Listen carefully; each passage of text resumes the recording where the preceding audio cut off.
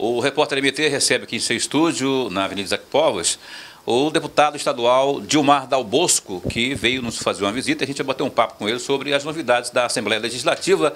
O Dilmar, que pertence ao Democratas e que é presidente, por exemplo, da Comissão de Constituição, Justiça e Redação da Assembleia, é onde se verifica os pareceres, a constitucionalidade de todos os projetos e matérias que tramitam na Assembleia. Primeiramente, seja bem-vindo aqui, deputado, e eu gostaria de já chamar a sua atenção para um evento que aconteceu nessa terça-feira, dia 30 de junho, que foi a audiência pública para discutir a Lei de Diretrizes Orçamentárias 2016, que prevê aí investimentos nas mais diversas áreas do poder público estadual. Porém, a população não compareceu, não é? Mesmo assim, houve lá a presença do secretário o Marco Marrafon, alguns deputados, enfim, o senhor que conduziu o trabalho lá nessa audiência pública. Primeiramente, seja bem-vindo e comenta para a gente sobre essa LDO. Na verdade, Paulo, é um grande prazer realmente estar falando com você, do Repórter MT, e falar sobre a audiência pública. Eu acho que a Assembleia Legislativa fez o papel fundamental, que é divulgar a audiência pública para a data de hoje, como também mandar o convite a várias entidades que poderiam comparecer para essa discussão. Uma lei de diretrizes orçamentárias, com uma peça que vem não subestimada, como veio nos governos anteriores, com direcionamento, principalmente em algumas áreas importantes, o incremento na área da saúde, na própria educação, na segurança pública, o dinheiro que vai ser respeitado de uma lei da Assembleia também, os repasses necessários, que vai de 230 milhões para 290 milhões na peça orçamentária para 2016 para o UNEMAC, onde traz aí um grande debate hoje dos fundos também que estão sendo arrecadados, muitas vezes não vão à destinação, entrando na conta corrente única ou na fonte 100, mas também aí da renúncia fiscal.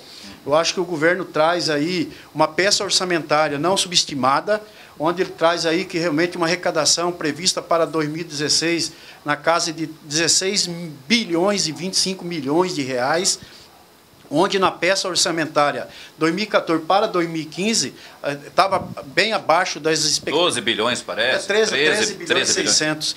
Então, quer dizer, dá uma diferença praticamente de 2 bilhões e 500 milhões de reais que o Estado vai arrecadar mais. Ela chega na próxima realidade.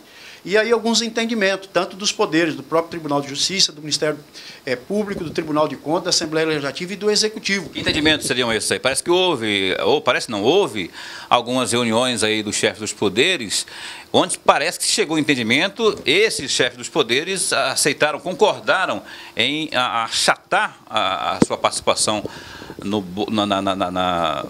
nos repasses, por exemplo.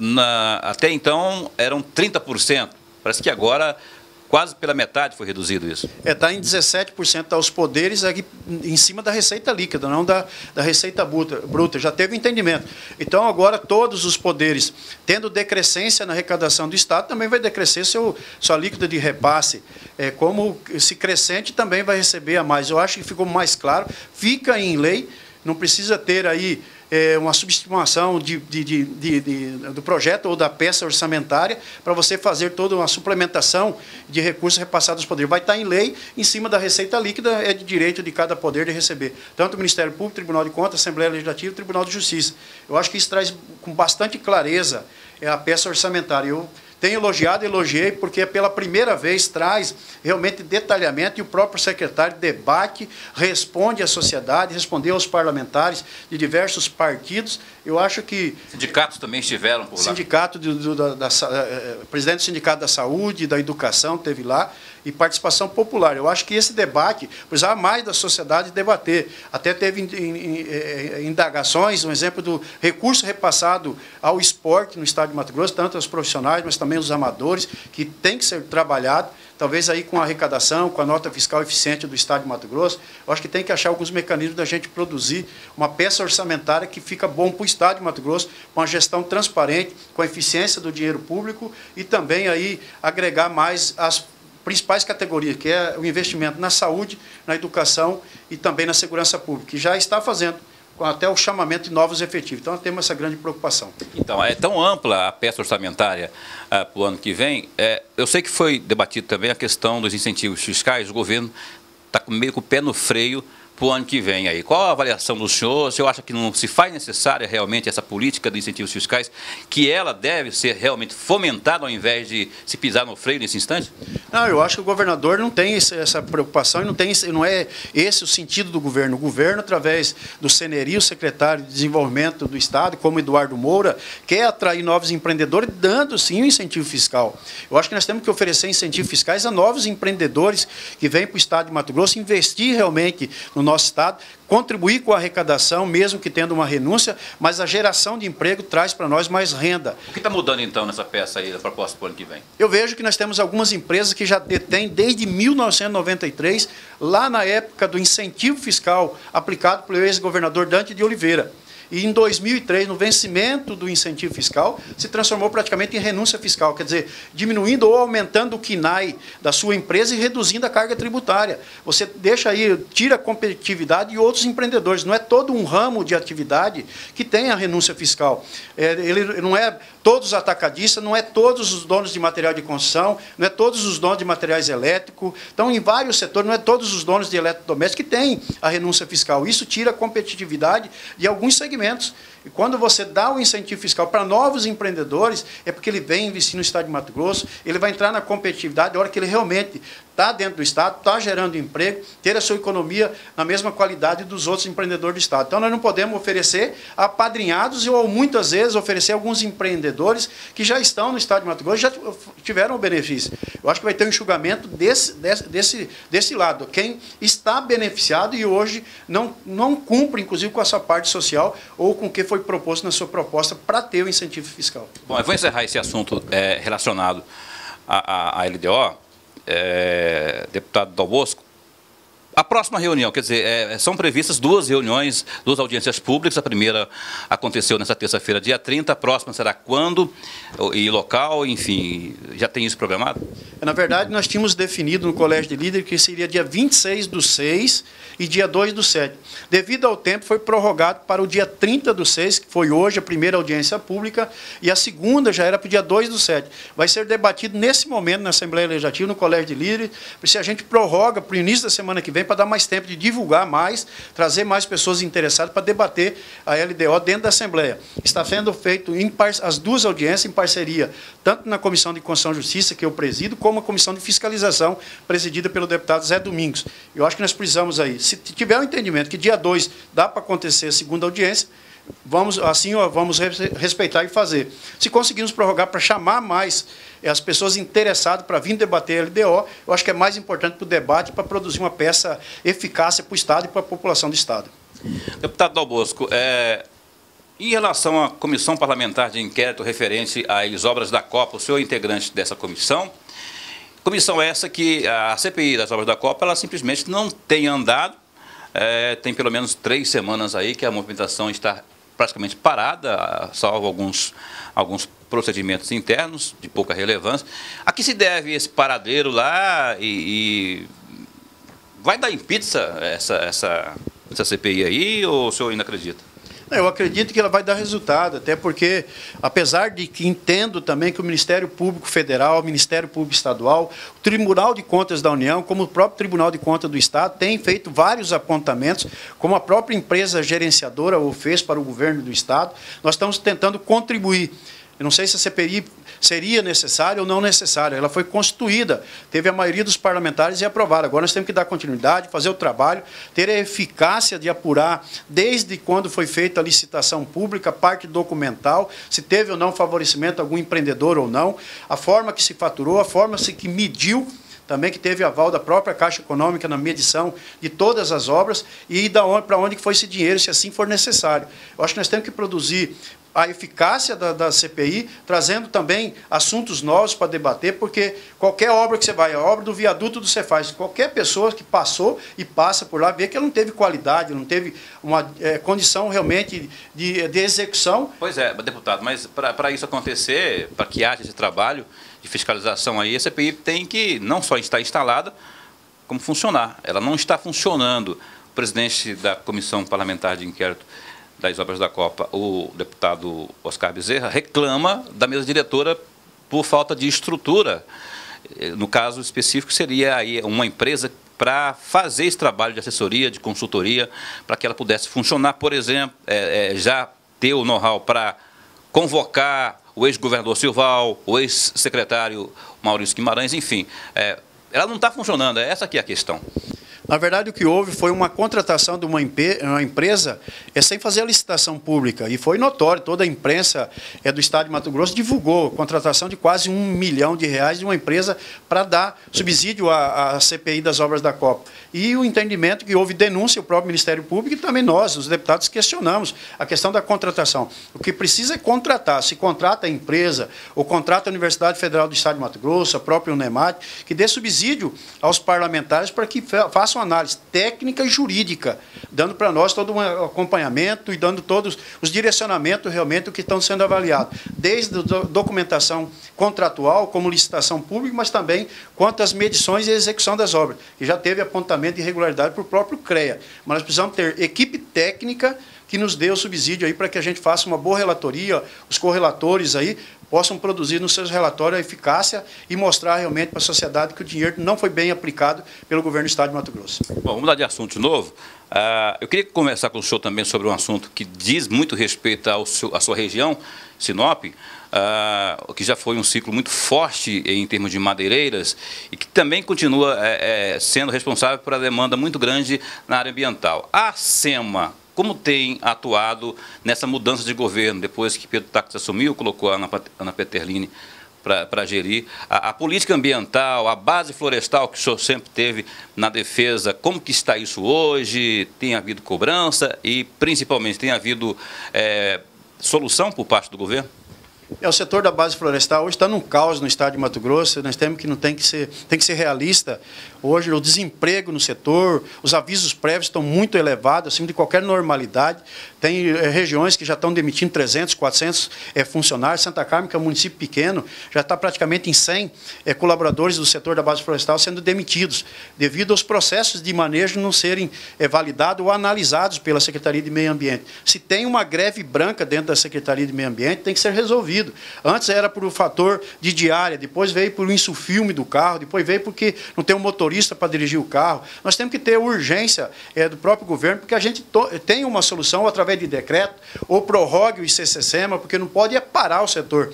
Então, hoje nós estamos aí, com toda certeza, eu sempre defendi a questão da descentralização dos serviços ambientais para os municípios, a desconcentração dos serviços para os escritórios regionais que descentralizam. Está acontecendo? Não está acontecendo? Agora, amanhã, nós estamos no dia 1º, estamos indo em Alta Floresta, que já o escritório regional da SEMA de Alta Floresta já vai demandar, vai fazer análise de projetos, principalmente do setor da base florestal, dando aí a liberação dos projetos de manejo. Então, isso é urgente. Pequeno porte, né? Porque os de grande porte tem que passar pela SEMA aqui em Cuiabá. Não, ele vai ser lá, quem vai analisar isso aí são técnicos, profissionais, que são servidores da Secretaria de Meio Ambiente. Eles têm toda uma condição, são engenheiros e técnicos, têm todo o gabarito e vieram ainda se qualificar um pouco mais durante 15 dias dentro da Secretaria de Meio Ambiente e agora os projetos daquela região já vão ser analisados lá em Alta Floresta, também facilitando ao empreendedor. Só que nós estamos perdendo, o período da chuva já acabou, já está quase entrando o período da chuva, quer dizer, a Piracema acabou, nós precisávamos estar produzindo e muitos empreendedores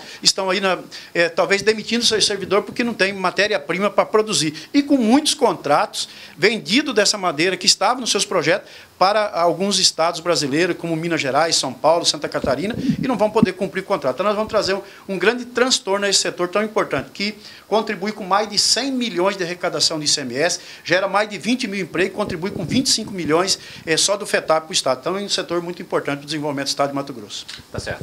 O senhor falou agora há pouco, nós falávamos agora há pouco sobre a CPI das obras da Copa que tiveram o seu ápice, né, vamos chamar assim, ápice não, tiveram o seu melhor momento, se é que também houve melhor momento, na gestão do ex-governador Silval Barbosa, que teve recentemente as suas contas de governo aprovado, o parecer favorável do Tribunal de Contas, e que essas contas, essa matéria está indo para a Assembleia e vocês, o senhor, que foi contemporâneo do ex-governador Silval Barbosa e os demais 23 deputados, vão votar se aprovam ou não esse parecer favorável do TCE quanto a gestão de governo de 2014 do Silval. E aí? Primeiro, a análise do Tribunal de Contas é sobre os percentuais arrecadados e aplicados. Se realmente aplicou... Contas de governo. Contas de governo. Se aplicou devidamente na saúde, na educação, na segurança. Quer dizer, são percentuais analisados pelo Tribunal de Contas. Então, nós vamos reanalisar. Apesar que já teve todo um aparato, o próprio Ministério Público de Contas, os próprios conselheiros do Tribunal de Contas já analisaram as contas. Quer dizer, isso chama-se percentual. Não tem nada a ver com a qualidade da obra, com a execução da obra, com a medição da obra, se realmente pagou ou deixou de pagar. Esse é um fator que nós temos que analisar. Muitas vezes aplicou o dinheiro em planilhas ou percentual necessário na educação, mas deixou restos a pagar. Então, não cumpriu com a lei de responsabilidade fiscal. Então, essas contas nós vamos reanalisar dentro da Assembleia Legislativa, porque ficou restos a pagar. Então, esse critério nós vamos tomar dentro da Assembleia, vamos fazer nova análise, apesar de que, repito, ele trata-se de índices da lei de responsabilidade fiscal para cada setor, como própria educação, própria saúde, que é índices que estão na lei de responsabilidade que o governo tinha que cumprir. Mas já dá para ter uma opinião, o deputado Dalbosco, ainda que não se tenha se debruçado, né, sobre essas contas. O governador atual, Pedro Taques, com sua equipe econômica, disseram que pegaram o caixa com R$84 mil ali na conta. Já o TCE mostra, por meio de várias contas, inclusive dos poderes, enfim, toda uma matemática ali, que ficaram 377 milhões de reais.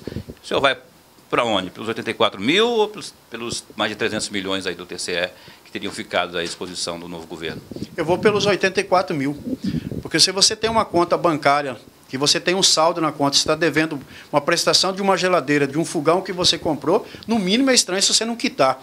O Estado ficou devendo repasses à saúde de vários municípios do Estado de Mato Grosso. Ficou devendo a todas as OS vencidas em agosto, setembro, outubro, novembro e dezembro.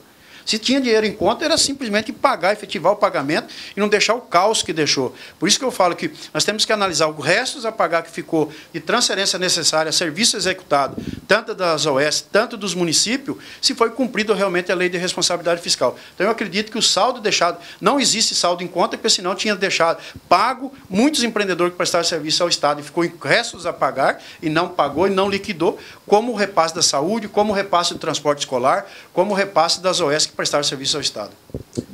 Caminhando para o final aqui, eu queria que o senhor fizesse uma análise. O senhor é governista hoje?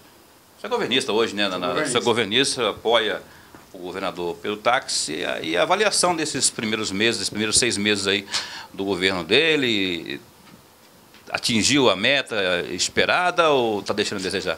Não, eu acho que atingiu a meta, está fazendo um bom governo, vai produzir um bom governo, vai ser com toda certeza um governo diferente para o Estado de Mato Grosso. Ele está quebrando um paradigma, é um governo que vem de 12 anos, é uma sequência de governo. O governador Blairo Maggi veio 8 anos na sequência, não teve nem transferência.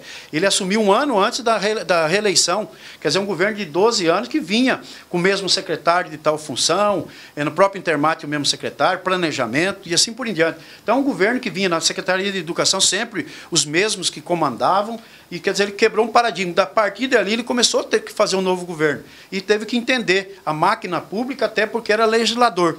Entrou como executor, tem que ter, primeiro, todo um conhecimento executivo de todas as pastas, um perfil e a característica de cada pasta, o que se tinha para cumprir, qual que é a meta que ia se fazer nesse ano, já o ano que vem, e o governo está indo no caminho certo. É um governo que, se você olhar rodovias do Estado de Mato Grosso, você pode pegar 010 aqui de Cuiabá, indo a Rosário Oeste, a MT-200, qualquer MT. Ficou 4 anos sem recuperação. Início do governo já falava, mas é o mesmo governo que continua. Ele já começou a fase de recuperação. Quer dizer, é um governo que está indo muito sério com as suas contas públicas. Fez um mutirão agora em Sinop lá, levando obras, levando UTIs, levando asfalto, tirou a região de Sinop recentemente aí para levar toda uma série, levou o secretariado para lá para despachar direto de Sinop. Quer dizer, se ele continuar fazendo isso nos outros polos, levando para o interior, estará em bom caminho. Com toda certeza. Eu acho que quando o governo pensa na descentralização dos serviços públicos e dê autonomia a cada região de resolver os seus problemas lá e não trazer o problema para a grande capital, é um governo diferente, é um governo descentralizador. Então, o governador Pedro Taques tem levado com eficiência tanto para Rondonópolis, para Sinop, e vai levar para todos os polos regionais os serviços de eficiência do governo do Estado. Antes de encerrar, tem eu queria perguntar para o senhor isso, e eu vi o senhor conversando outro dia com o deputado Zé Carlos do Pátio, trabalhando a ideia aí de se criar aí uma comenda para os servidores da segurança pública como forma de reconhecimento. Vai ser uma espécie de honraria. Teria um nome. Eu queria que o senhor falasse sobre esse nome, o nome dessa honraria e qual é a motivação disso.